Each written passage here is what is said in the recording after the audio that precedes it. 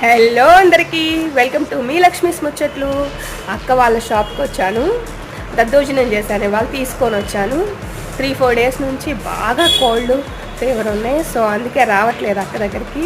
ఇంకా శారీస్ షూట్ ఉంది, చాలా శారీస్ ఉన్నాయి చెయ్యాలి. ఇవన్నీ ఇప్పుడే వచ్చినాయి, పేర్లు కొట్టాము.